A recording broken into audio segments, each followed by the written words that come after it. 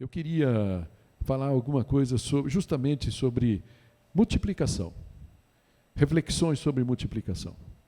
Gostaria de trazer alguns princípios sobre isso, mas no final, na conclusão, quando Deus coloca um texto no seu coração e você começa a desenvolver, e aí, no final, vi que, no fundo, a gente estava falando de poucos princípios.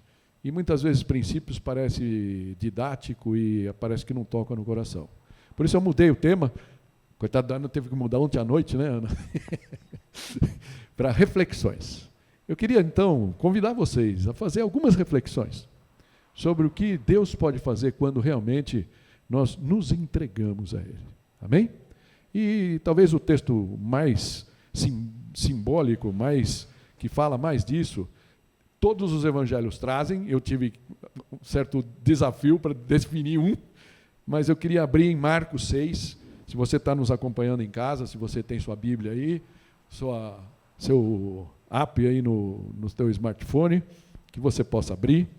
Nós vamos ler alguns versículos fora, né, também de Marcos, para poder complementar o nosso pensamento, mas antes eu queria ler essa história, que é bem conhecida, mas começando então com o versículo 30 de Marcos 6, que diz assim: os apóstolos reuniram-se a Jesus e lhe relataram tudo o que tinham feito e ensinado.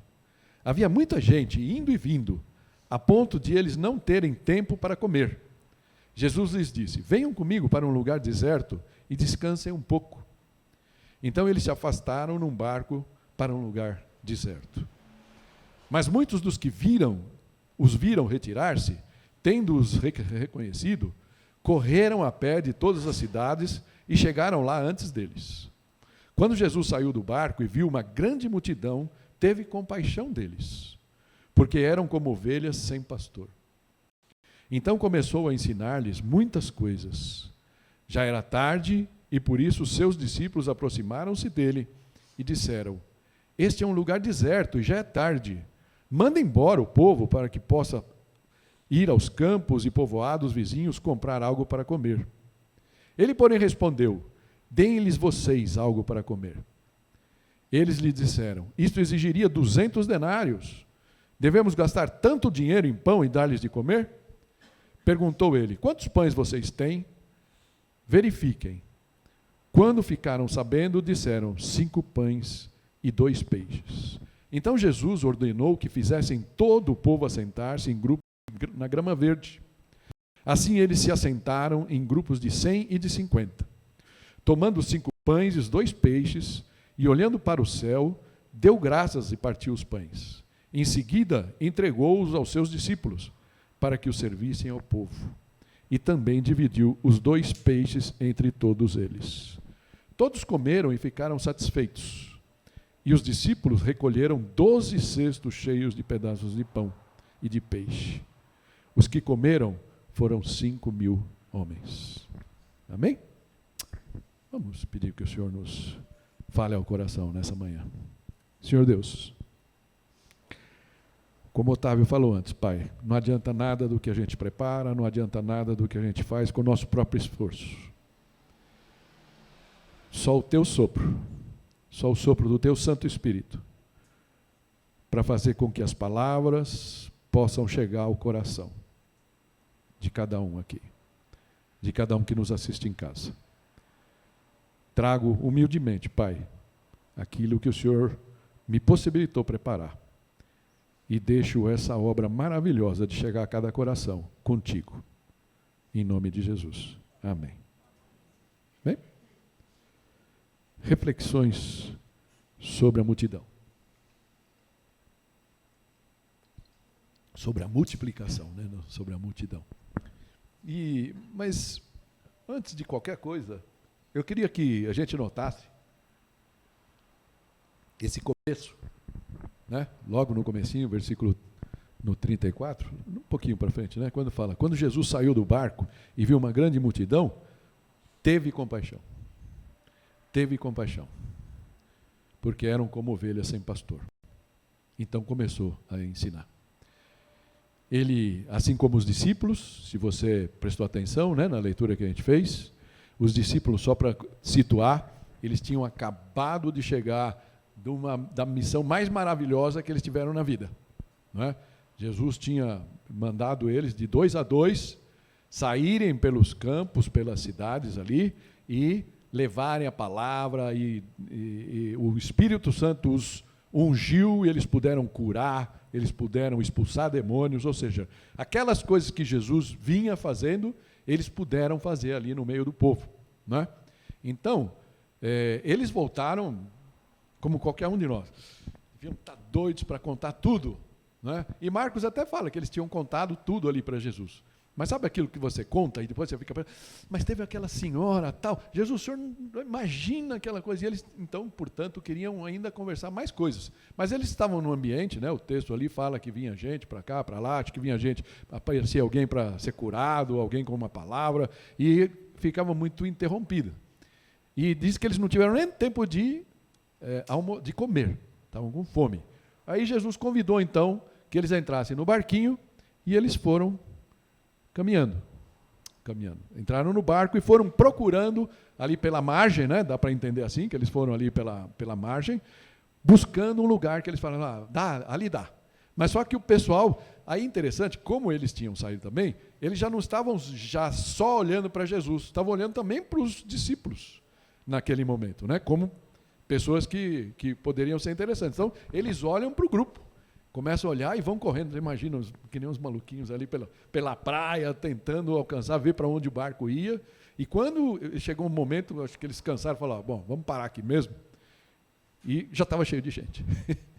Então, assim como os discípulos, Jesus devia estar cansado, já com as forças exauridas, devia estar com fome também, certo? Humanamente, ele também tinha fome.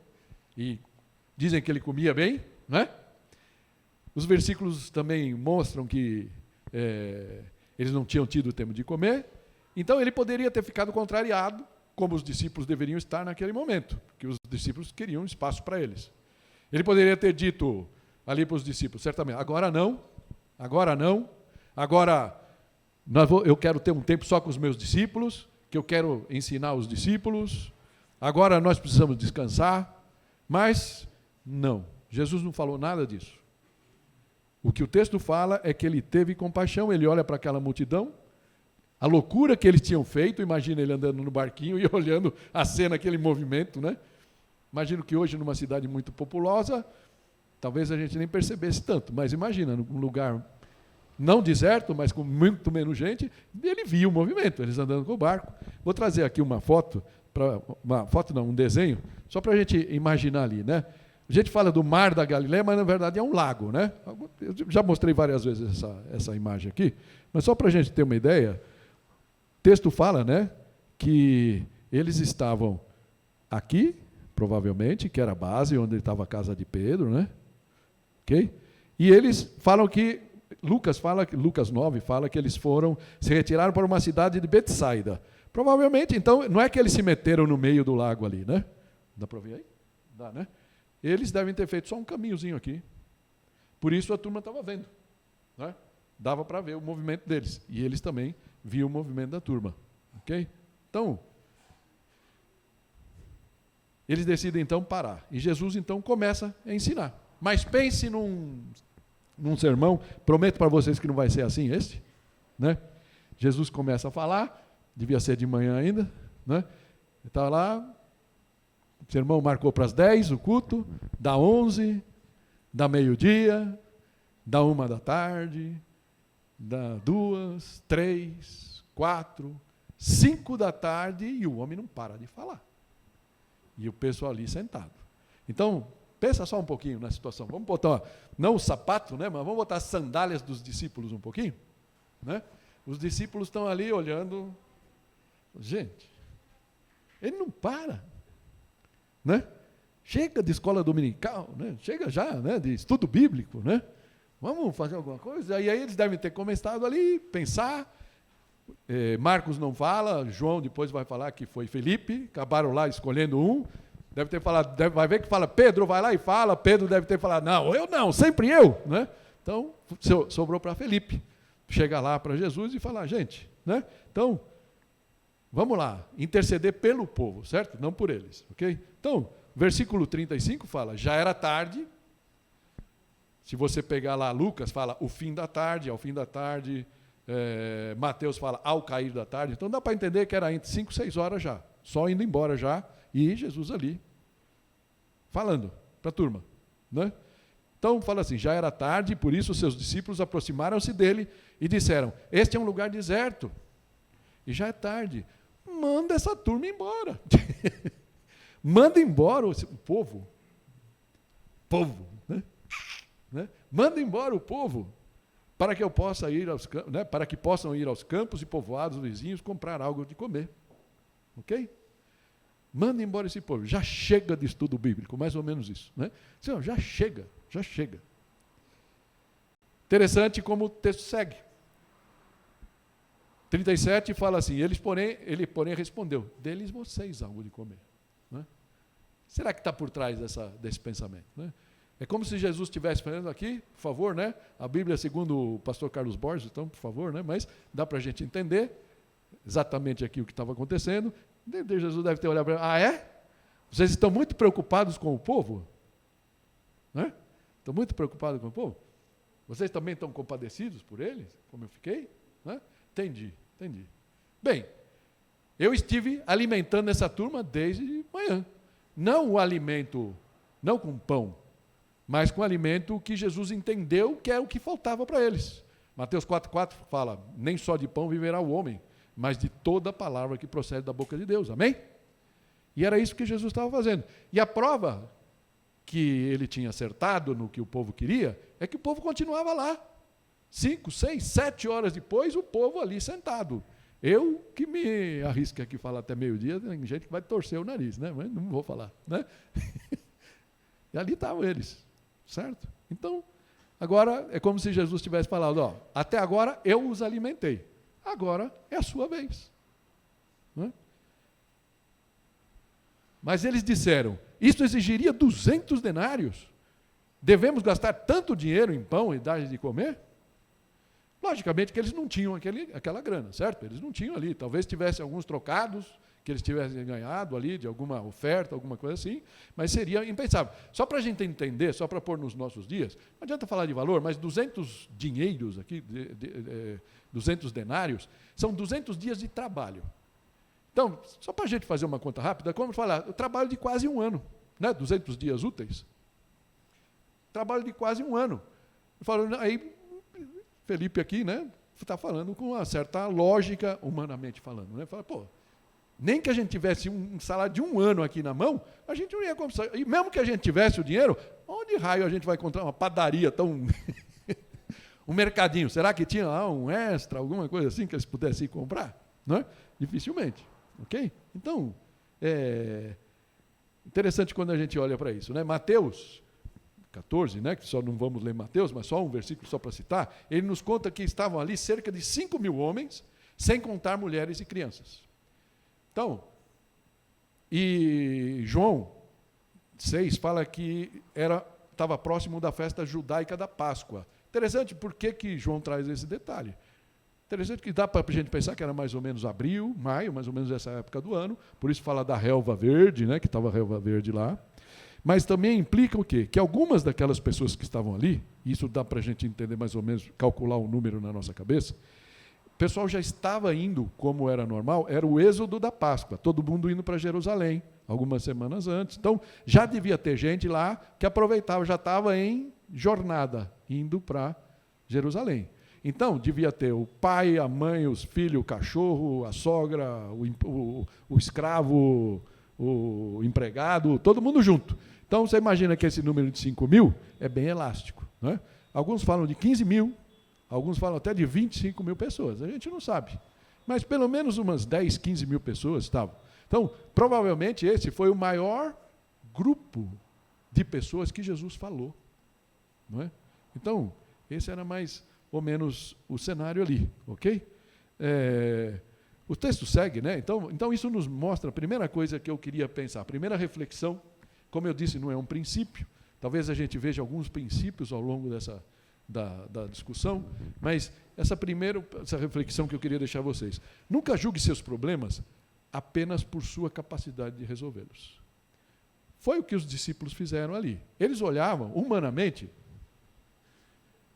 se olha uma galera lá, 15 mil pessoas, 10 mil pessoas, que fosse 5 mil pessoas ali sentadas, não importa. Não é? É um número enorme. Enorme. Você com o teu estômago roncando, cansado, o que a gente vai fazer? Qualquer um de nós pode se... Né? A gente pode aqui jogar pedra nos discípulos, mas a gente estaria com eles. Sim ou não? Estaria com eles. Então, por que isso? Se nós cremos no Deus sobrenatural, e se nós cremos nesse Deus sobrenatural, limitar a capacidade de ação só sobre as nossas possibilidades de resolver, talvez faça com que a gente passe a vida inteira com os mesmos problemas. Problemas de relacionamento, problemas de emprego, problemas financeiros. Muitas vezes a gente só olha para as nossas próprias possibilidades de resolver. E quando a gente pensa assim, o que acontece? Normalmente a gente não vê saída. Se a gente deixa a nossa mente lógica funcionar, a gente fala, não tem saída. Então, o convite que esse texto nos faz aqui é para a gente pensar fora da caixa. Falar, se eu creio que existe um Deus, e creio que esse Deus é todo-poderoso, não é? Algumas vezes ele pode, na sua soberania, não concordar com aquilo que a gente ora, ok? Ou por quê? Porque outros motivos. Ele está vendo a grande figura, a gente não. A gente está vendo aquela só ali perto. Vamos combinar? Se os discípulos tivessem que orar a Deus naquele momento, eles falaram, Deus, faz esse homem entender que nós estamos falando. Põe na cabeça dele para mandar todo mundo embora. Certo? Ou não? Não é assim que a gente ora por alguns políticos, algumas coisas que estão no país. Não é assim. A gente pensa de acordo com o nosso prisma. E o convite que eu queria deixar para vocês nessa manhã, que você alargasse o teu horizonte. Porque o Deus que a gente serve é um Deus amplo. É um Deus que pode fazer qualquer coisa. Amém? Se nós cremos nesse Deus, então, por que limitar a capacidade de ação? Alguns defendem que podemos encarar os problemas das dificuldades com duas mentalidades. E eu queria só deixar aqui pontuado, né? A primeira é a mentalidade da escassez, que aparentemente é o que os discípulos... Mentalidade da escassez, a gente poderia chamar a mentalidade das limitações. Muitas vezes a gente, como igreja, fala, nós agora somos... a gente já foi grande, né? Mais ou menos como o segundo templo, né? A gente já teve 150 pessoas, mas saiu Alphaville, saiu, né? Pessoas que hoje... é Tabuão, saiu gente para Belo Horizonte e tal. Deus agiu, ele fez a divisão, ok? Ele fala, nós somos muito pequenos, a gente não tem força, e a gente pode deixar essa mentalidade tomar conta do nosso coração. Então, tudo que... vamos fazer um retiro. Não, a gente não tem dinheiro. E muitas vezes isso nos atrapalhou, gente. Certo? Alguns daqui que foram da diretoria, que são ainda, não é? Muitas vezes esses pensamentos nos limitaram. Porque a gente olha para as situações de acordo com os nossos olhos naturais, esquecendo muitas vezes do Deus sobrenatural que está sobre nós. Amém? Existe uma outra visão, né? Então, essa mentalidade da escassez é a mentalidade da impossibilidade também. Isso pega também os nossos relacionamentos. Não me dou com meu pai. Não me dou com meu pai. Meu pai não tem jeito. Será que é teu pai que não tem jeito? Ou será que a tua fé num Deus que pode transformar o coração, não só do teu pai, mas o seu também? Você não está crendo que isso é possível. Amém? Então, essa é uma mentalidade. A outra mentalidade é a mentalidade da possibilidade. Ok? É aquela mentalidade que, sobretudo, quando nós consideramos Deus atuando na nossa vida. Hoje eu não posso, mas eu posso poder. Porque o meu Deus pode. Amém? E eu queria que você tivesse isso como um princípio para a sua vida. Ok? Então, como é que Jesus fala, né? Pensando na mentalidade da escassez que estava no membro ali, nos membros dos discípulos, né? Jesus, João, aí eu vou pegar um pedacinho de João 6, por coincidência, o mesmo capítulo, né? João 6, fala lá, Jesus disse a Filipe, onde compraremos pão para esse povo comer? Fez essa pergunta para pô-los à prova. Ou seja, João, né, o evangelista, viu por que Jesus estava perguntando. Porque ele já tinha em mente o que ele ia fazer. Mas ele quis, né? Muitas vezes, talvez, as coisas que aconteçam na minha e na sua vida, as dificuldades que a gente encara, muitas vezes é Deus nos colocando à prova. Ele nos ama tanto que Ele quer que a gente pegue no tranco, né? Se a gente está ali... Vai, garoto, vai, garota, sai! Vai, olha para o mundo, vê como é que é. Estava falando com... Não pedi permissão. O Heitor está aqui? Está lá embaixo, né? Mas vou aqui cometer um pequeno delito, porque não é ruim, né? O Heitor estava numa empresa há muitos anos, né? E já tinha chegado no teto do que era possível naquela empresa, e a gente, de algumas maneiras, né, alguns irmãos aqui, incentivavam ele a dar um passo de fé, né? Buscar outra coisa. E essa foi a primeira semana dele numa outra empresa, né? E aí falou, e aí, Heitor, como é que foi? Como é que foi a primeira semana? Ele falou, nossa, descobri o paraíso, alguma coisa assim. Ele está vendo assim que, uau, ele estava quando o teto está muito perto, né? Aí de repente você amplia o teto, você olha, nossa, existe mundo fora desse meu tetinho baixinho, não é? Então, abram-se para esse Deus, amém? Abram-se para esse Deus. Deixa Deus agir através de vocês, ok? Nós vamos ir mais a fundo. Aí o texto, né, fala que Filipe lhe respondeu, mesma coisa, né? 200 denários não comprariam pão suficiente para que cada um recebesse um pedaço. Então, está bem claro aqui essa mentalidade da escassez e da impossibilidade, que tanto povoa muitas vezes o nosso próprio coração. Aí, voltando para Marcos, versículo 38, Jesus falou, quantos pães vocês têm? Naquele momento, nós falamos, não temos nada. Ele disse, verifique aí, sai aí, tem tanta gente, tem 15 mil pessoas aí, dá uma pesquisada aí, vê o que acontece, verifique. Tá? E aí, vou voltar para João, e desculpa o basquete aqui, mas é que é para a gente enriquecer o entendimento, né?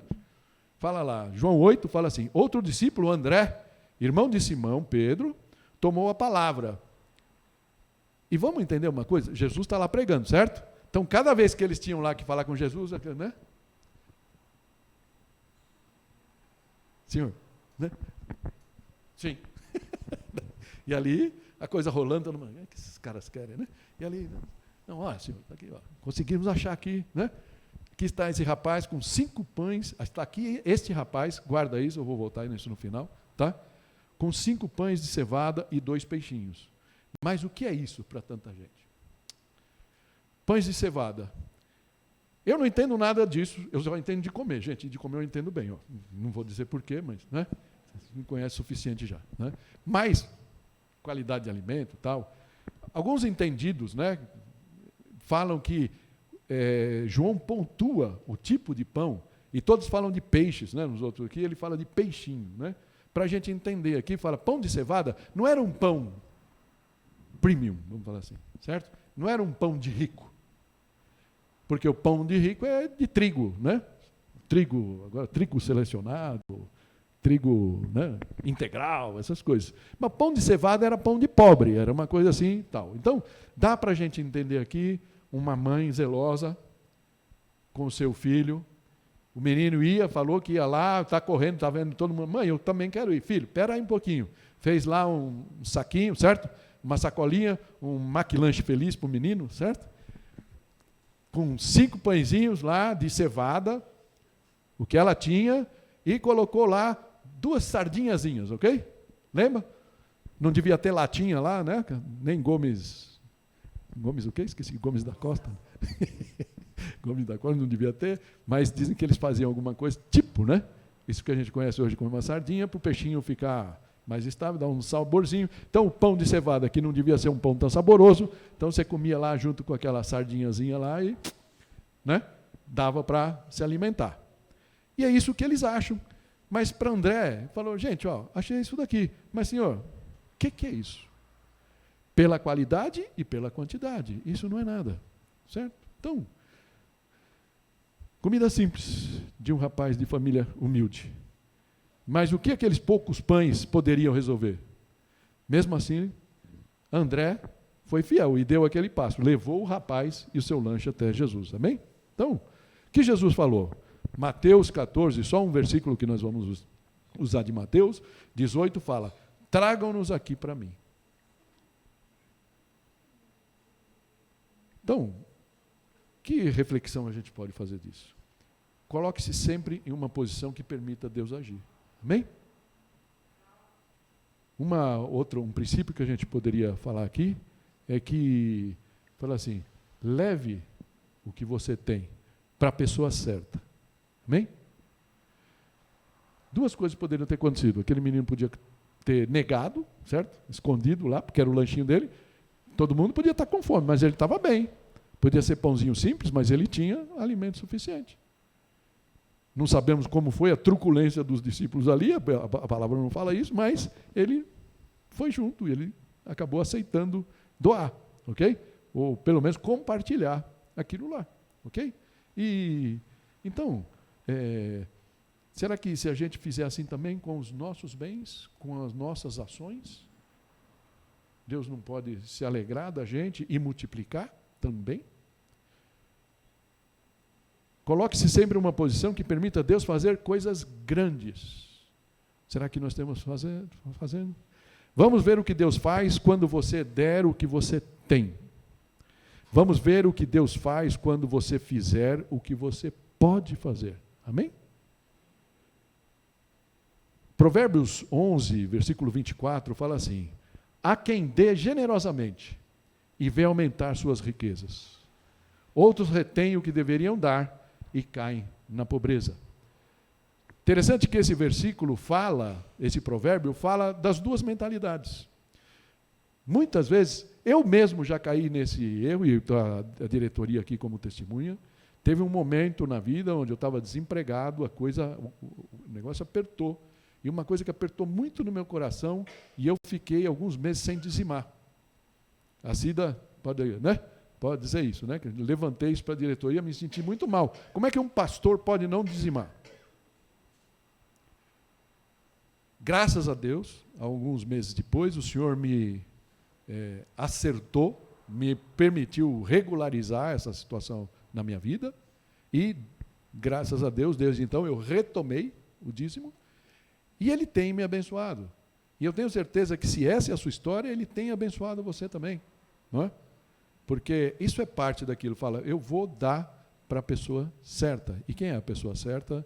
É Deus, é Jesus. Amém? Seja o que for. Lembro de uma outra história, também não pedi permissão para ela, né? Mas eu lembro da Tô, lógico, a gente está junto, a gente é casal, somos um, né? E a gente dizima juntos. Mas tem alguns de vocês que trabalham, né? E cada um tem o seu próprio ganho. No caso da Tomás, ela não tem. Mas eu lembro quando teve alguns anos atrás, uns 2 anos atrás, teve aquele negócio do fundo de garantia, lembra? Recuperar um fundo de garantia que estava lá atrás. E ela recebeu uma boa grana, alguém lembra dessa história aí? Rendeu até uma máquina de lavar que a gente tem lá em casa, né? Uma máquina de lavar prato lá, que a gente tem um luxo lá, que foi um dinheiro que foi presente de Deus. Então o que ela fez com aquele dinheiro? Ela dizimou. Ela dizimou, amém? É assim que funciona. Então, quando a gente dá para a pessoa certa, Deus faz multiplicar aquelas coisas que a gente tem, amém? Isso fica aí como coisa. Então, veja o que Deus faz quando você dá o que você tem. Veja o que Deus faz quando você faz o que você pode fazer, amém? E tem uma frase do antigo pastor Sproul, faleceu em 2017, né? Não estava tão velho assim, tinha 70 e poucos anos, e ele falou justamente, né, uma reflexão sobre isso, ele falou, faça o que você pode fazer, dê o que você pode dar, e saia do caminho e veja Deus agir. Amém? Muitas vezes as coisas na minha vida não deram certo porque eu me meti no caminho de Deus. Eu me meti. Como Sara. Deus falando que ia dar um filho para eles, aquele filho que ia abençoar todo mundo, certo? O filho da herança. E ela falou, eu preciso dar uma ajudinha aqui. Deus está muito mole, né? E aí talvez esse pensamento no coração dela, Deus como quer nos provar, foi esticando a corda. Foi esticando a corda. Demorou 20 anos. 20 anos. Mas ele foi esticando a corda e Sara deu um jeitinho. E dizem até hoje as más línguas, não quero falar isso porque de repente o YouTube nos corta, que existe um povo que se antagoniza até hoje com os judeus, e é um povo que veio daquele nascimento que não estava nos planos de Deus. Deus usou. Deus transforma os limões em limonadas, amém? Esse é o nosso Deus. Mas aquele limão não era para ter acontecido.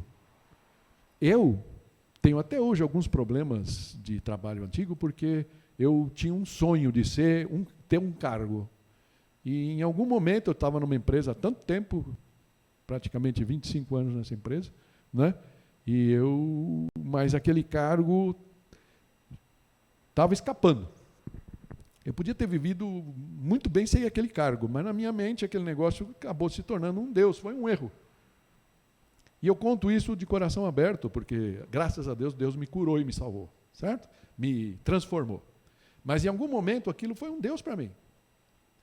Não é? E eu acabei fazendo como Sara. Coloquei o presidente da empresa numa saia justa, tal. Aí, lógico, eu acabei aceitando e fui para uma outra empresa, onde eu tive o cargo. 2 anos depois, a empresa saiu do mercado. Teve uma intervenção e, olimpicamente, eu me ferrei. Né? E Deus, como se Deus falasse assim para mim, se você tivesse esperado o meu agir, se você tivesse colocado só os seus pães e peixes e deixar eu agir, sua vida financeira, tudo na sua vida poderia ser diferente a partir daquele momento. Amém? Então, aprendam também com o seu pastor, não só as boas, mas as más também. Amém? E por isso eu falo isso de coração aberto para vocês. Faça o que você pode fazer, dê o que você pode dar e saia do caminho. E deixa Deus agir. Veja Deus agindo na sua vida e na vida dos que você ama. Amém? Bom, vamos voltar para o texto aqui. Marcos 6, versículo 39, fala assim: então Jesus ordenou que fizessem todo o povo assentar-se em grupos na grama verde. Assim, eles se assentaram em grupos de 100 e de 50. Imagina você com essa missão. Não deve ter sido fácil não, né? Tão fácil. Se a gente for querer aqui depois, talvez na dinâmica, eu pensei aqui em fazer alguma mudança aqui, não sei. Eu já fico preocupado com o número que a gente está aqui, imagina com 15 mil pessoas tal, mas Deus faz isso ali, que Jesus faz, né? Então, e uma coisa que é importante para a gente pensar, né? Antes de Deus agir, tem um princípio aqui, que não está numerado, mas esse é um princípio mesmo. Fala, para que Deus haja na minha e na sua vida, para que Ele possa multiplicar na nossa vida, Ele fala assim para nós: ponha em ordem a sua vida. Arruma a sua bagunça. Arruma a sua vida financeira. Arruma a sua vida de relacionamentos. Sua vida amorosa. Sua vida como pai e mãe, como marido e esposa, como filha, como filho, como pai, como mãe. Arruma a sua vida e veja Deus agir. Amém? Não queira ter as rédeas da solução na sua mão, que você, infelizmente, e eu digo isso com muito carinho para você, você não tem a solução. Não tem. Algumas vezes a gente pensa que tem, como eu pensei que tinha. Não é? Então, tive alguma satisfação nos primeiros meses que eu estava nessa nova empresa, como o Heitor está tendo nessa semana, né? Tive, nossa, que legal, agora eu sou. Né? Sou nada. Sou nada. Deus é melhor. A paz com Deus é melhor. Amém? Façamos a nossa parte, deixemos Deus agir. Mas vamos lá, eu estou aqui amarrado, né? Versículo 41 fala: tomando 5 pães e os 2 peixes, e olhando para o céu, deu graças e partiu os pães. Da forma judaica. Os 10 dedos aqui.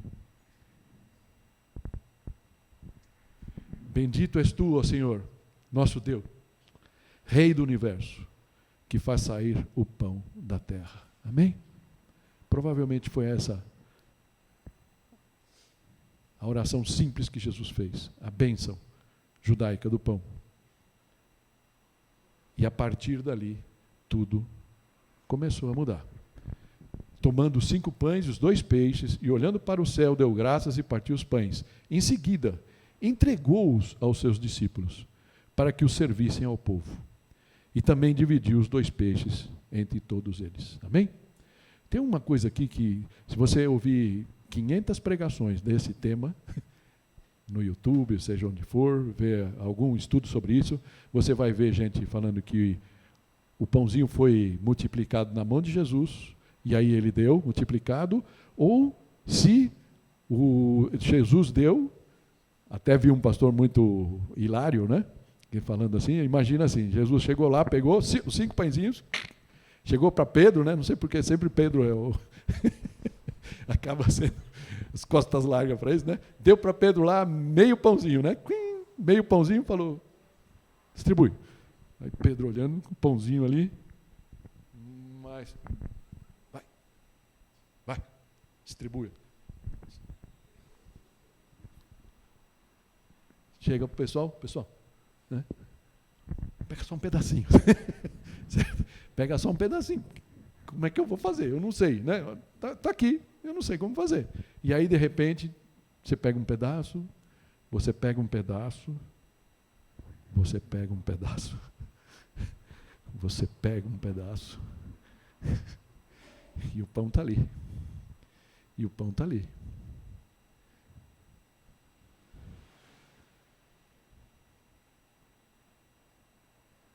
Parece que nenhum dos 4 evangelistas conseguiu explicar exatamente como aconteceu.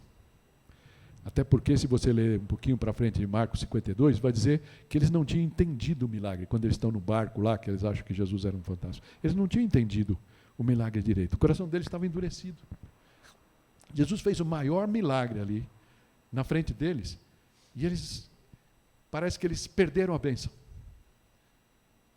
Porque eles não conseguiram ver Jesus. Eles ainda tinham dúvidas até aquele momento de quem Jesus era. Eles ainda estavam buscando um Salvador nacional, um Messias, né? Um Messias. Mas um Messias no sentido, né, político.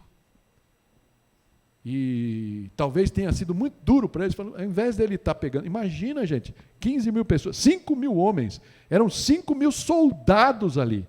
5 mil soldados, ele podia transformar, a gente poderia sair daqui com um exército para acabar com os romanos, para acabar com essa liderança corrupta, não é? E ele fica aí falando de paz, de amor. Eles não entenderam. Será que nós temos a exata dimensão do que Deus espera de cada um de nós? Que Ele não nos fez, Ele não espera que a gente esteja aqui só consumindo, só recebendo as bênçãos. Eu tenho tão pouco que eu vou lá só para receber. Será que Ele não espera que você olhe e fale, mas eu tenho tão pouquinho? Ele fala, traz aqui o que você tem e eu vou multiplicar isso. Amém? Então, isso nos leva para a terceira reflexão. Não despreze o convite de Deus para participar da sua obra. Não despreze o convite de Deus. Aprenda a dar graças pelo pouco que você tem. Aprenda a dar graças pelos relacionamentos imperfeitos que você tem.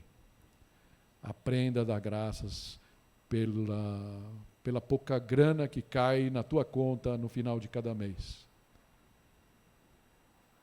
Porque Deus pode fazer com que isso multiplique. Amém? Nós temos pessoas no nosso meio que têm doado, de repente a gente chega aqui e tem coisas novas, e mais coisas novas, e Deus está multiplicando. Tem pessoas que falam, que nem eu naquele momento da minha vida, falam, eu ganho tão pouco que eu não posso, por exemplo, dizimar. Né? E não é uma pregação de dízimo, hein? Por favor, mas já que estamos no tema, é uma coisa importante a gente saber. Né? Está lá Malaquias, está lá Judas que fala desse tema. Fala, não, mas é meu, eu tenho pouco. Não, na verdade não é seu. O que a palavra fala? Quando você fica com os 10%, você está roubando a Deus. Bem? Você está roubando a Deus. Isso que a palavra fala. Né? Então, coloca nas mãos de Deus e deixa Ele agir na sua vida. Ok? Então, esse é um pouco. Não despreze o convite dele para participar da sua obra. Essa pandemia foi horrível nesse sentido para a gente. Né? Não só para a gente, para todos, para o nosso país. Tem muita empresa quebrada, tem mais gente com fome do que tinha antes, né? Mas em algum momento a gente, e também a igreja, algumas igrejas cresceram muito, mas na parte de internet, mas aquelas que realmente, fisicamente cresceram, a gente não sabe tanto. Então, por quê? Porque nós desprezamos um pouco o convite de Deus nessa época. Então, eu diria para vocês, não despreze, deixa Deus agir, como sacrifício agradável diante dele, como entrega diante dele. Okay? Bom, todos comeram e ficaram satisfeitos, diz o versículo 42. E os discípulos recolheram 12 cestos cheios de pedaços de pão. Os que comeram foram 5.000 homens. Amém? Se a gente pudesse falar, então, dentro dessas reflexões, de alguns princípios que seriam importantes da gente pensar antes de fechar e a gente orar, ponha em ordem as suas coisas, certo? O que está fora de ordem. Coloque o que você tem nas mãos certas, amém? Nas mãos de Deus. Dê graças pelo que você tem. Algumas pessoas passam a vida inteira com a mentalidade da escassez. Eu não me sinto bonito, não me sinto, né? Senhor, o senhor poderia ter me dado um nariz diferente. Eu tive esse drama quando eu tinha uns 10, 11 anos. Depois passou. Um nariz mais bonitinho, né? Mas fazer o quê? O meu é grandão, ineficiente, mas está aqui, é meu, certo? E eu dou graças a Deus por ele. Amém? Então, o que você tem aí para dar graças a Deus e de repente não está dando? E uma outra coisa que é importante aqui. Jesus não deixou que aquilo fosse está me faltando a palavra aqui, digamos, como ele deu em abundância, que aquilo fosse desperdiçado. Amém? Ele falou, olha, retenha e dê. Ou seja, é distribuindo, doando, que sobra. Amém? Então, que você possa ficar com esse pensamento. Ali fala uma coisa que ninguém sabe dizer direito, né? E os discípulos recolheram 12 cestos cheios de pedaços de pão e peixe. Ninguém sabe ao certo, mas um pensamento que me vem é que como eles eram 12, Jesus quis que nenhum deles tivesse dúvida do que tinha acontecido ali. Embora o texto depois fale que eles não conseguiram entender. Mas Deus falando, olha, está vendo? Quando vocês colocam o pouco que vocês têm nas minhas mãos, o que eu posso fazer? Confia. Confia. Amém? Confia. Reflexões sobre a multiplicação. E eu queria fazer apenas 2 aqui. Quanto à sua vida pessoal, o que significa entregar ao Senhor seus pães e seus peixinhos? Será que Jesus tem colocado dificuldades, problemas na sua vida, apenas para você, para te pôr à prova realmente? Para que, assim como ele fez com o Felipe ali, com os discípulos, para mostrar para você do que você é feita, qual é o teu caráter, se você realmente está disposto a se entregar na mão dele? Será que ele não está querendo que você reavalie as suas verdadeiras motivações?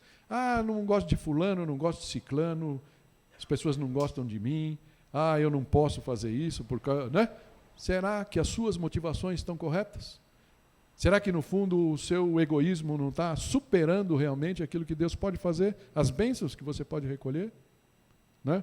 Está fazendo como o avarento que está segurando, né, aquele teu centavo, não fazendo como aquela senhorinha, né, que Jesus viu lá, falou, deu as 2 moedinhas, que era a única coisa que ela tinha, ele falou, essa senhora deu mais do que qualquer um outro que está dando das sobras. Será que a gente está dando também nos nossos relacionamentos só do que sobra? Ou será que a gente está se entregando para que esses relacionamentos deem certo? Você está se deixando dominar por uma mentalidade de escassez, de impossibilidade, ou por uma mentalidade de possibilidades? E aí, a pergunta aqui não quer calar. Você está disposta a dar o que você tem para ver o que Deus fará em sua vida e nos seus relacionamentos? Você está disposta a fazer o que você pode fazer para ver o que Deus fará na sua vida e nos seus relacionamentos? Amém? Da mesma forma, e não podia deixar de ser diferente, já que nós estamos falando do aniversário da nossa igreja, né? E quanto à nossa igreja? A igreja que você tem frequentado, a igreja que talvez você olhe e fique com algumas reservas, porque o nariz do pastor é grande, né? Só para aproveitar. Ou qualquer outra coisa. Ah, eu não gosto porque é muito escura, porque é muito quente, porque o ar-condicionado é muito forte. Né? Como se a gente estivesse aqui só para receber e não para dar. Não é verdade? Então, da mesma forma, será que ele não está querendo que você reavalie suas verdadeiras motivações? Você tem exercido compaixão por seus irmãos, por aqueles que ainda não foram alcançados? Ou você ainda está com aquela mentalidade, não, eu estou aqui para ser abençoado.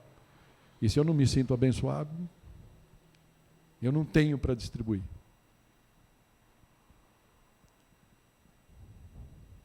Você está disposto, pensando na nossa igreja, pensando na igreja que você tem frequentado, a dar o que você tem para ver o que Deus vai fazer nessa igreja? Você está disposta a fazer o que você pode fazer para que Deus possa realmente fazer coisas maravilhosas no nosso meio? Fecha teus olhos e vamos orar. E a pergunta que eu te peço para fazer aí: o que o Senhor está querendo ensinar com esta mensagem para mim? Senhor, olha para cada coração, Senhor.